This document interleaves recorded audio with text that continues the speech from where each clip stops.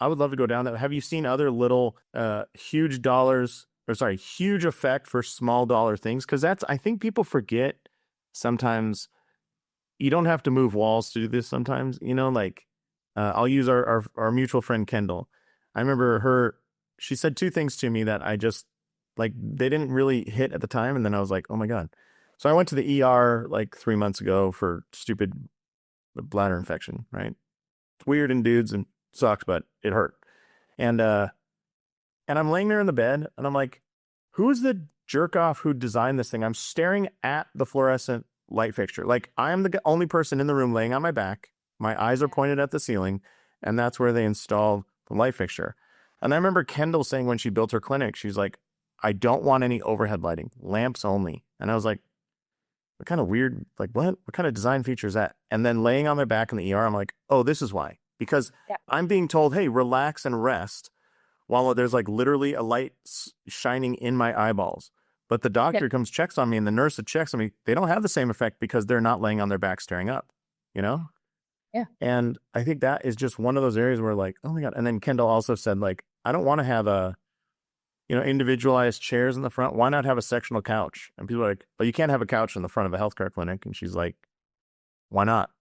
Exactly. And last I checked, Kendall's clinic's pretty successful. So I'll think she's... That's what I mean is I think people put these constraints that are only in their own head because they haven't seen it done before. Yeah. And so, but again, you walk into Kendall's clinic and you're like, this is Kendall. I know who this person is through the colors, through the textures, through the artwork. I already feel connected to this human being without having even chatted with them, right? And I think that's really what I'm trying to get at of how do people walk in your space and know who you are? And then how are you creating an experience that fills that as well?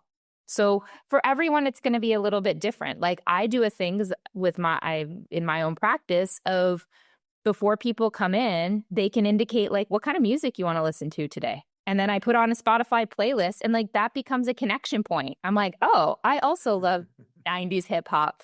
Let's chat about this. And it changes. Like it's not necessarily their go-to.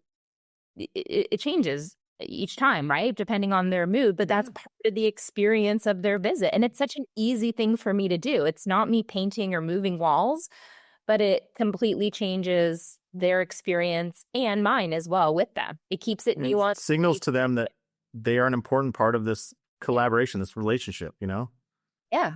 It's so funny. I mean, even Uber does that now. When you get in an Uber, it's like, do you want it quiet? Do you want the AC on? Do you want windows down? What kind of music do you like? Yeah.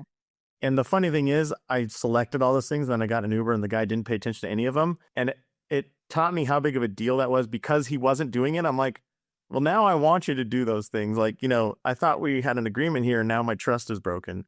So I was like, oh, wow, how powerful is that of like the music I wanted and the temperature, like these are minor things in life.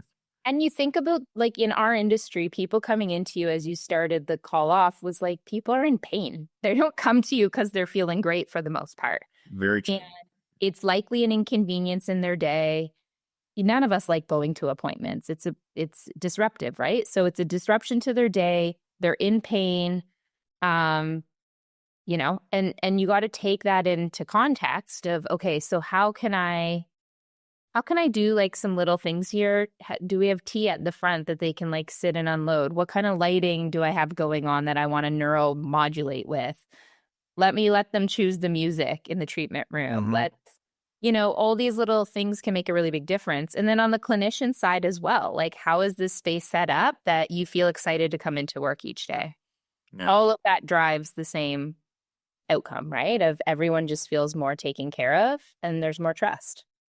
Yeah. And it goes back to the care part of healthcare. We forget about, yeah, that's amazing.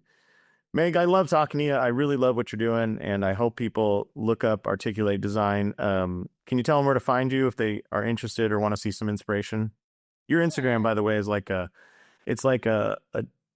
sometimes it's like a chapter out of Architectural Digest or something. Oh, that's nice. Yeah. These amazing pictures and thoughts. I just love it.